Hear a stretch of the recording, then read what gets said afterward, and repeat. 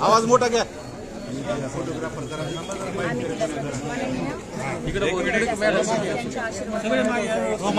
पार पडलेला सभा आणि माझं महापौर मत हे महापौर केल्याबद्दल तुमचे आशीर्वाद असेच असू दे. आणि लातूर शहरासाठी स्मार्ट सिटी शहर होईल माझ्याकडून.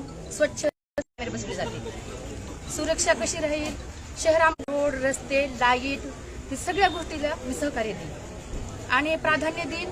आणि जी शहरामध्ये कोंडी होत आहे रस्त्याला ट्रॉफिक त्याच्यावर बी मी ही करेन, काम करण्याचा प्रयत्न करेन. अपेक्षा होती तुमचं नाव येईल म्हणून पुढं? नाही, पक्षसृष्टीने जी मला नाव सुचवलं त्याचा मी आनंद मानतो.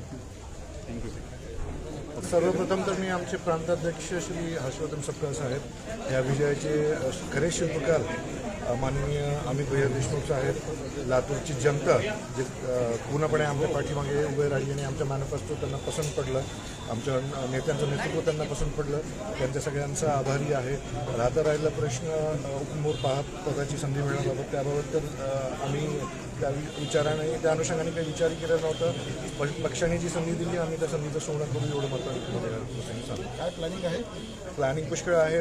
पक्षाने ऑलरेडी एक मॅनिफेस्टो याच्यामध्ये एस्टॅब्लिश डिक्लेअर केलेला आहे इलेक्शनच्या पूर्वी. तो मॅनिफेस्टो सगळ्या सिव्हिक कम्युनिटीच्या अनुषंगाने, लातूरच्या जनतेच्या प्रश्नांच्या अनुषंगाने खूप सखोल अभ्यास करून तयार केलेला मॅनिफेस्टो आहे. आणि तो मॅनिफेस्टो कसा अंमलात येता येईल हे सगळं आमचं काउन्सिल प्रयत्न करणार आहे. लातूर शहरात प्रश्न कचऱ्याचा, पाण्याचा, ते सगळ्या मुद्दे त्याच्यामध्ये मांडले गेलेले आहेत. त्याच्या अनुषंगानेही नक्कीच काम होईल. पहिल्यांदाच निवडून आला, पहिल्यांदाच निवडून महापौरपद मिळाले. आभारी आहे, जनतेचा आभारी आहे, नेत्यांचा आभारी आहे, पक्षश्रेष्ठींचा आभारी आहे, कुटुंबातील सगळे जे वरिष्ठ आहेत त्यांचा सगळ्यांचा आभार. थँक्यू.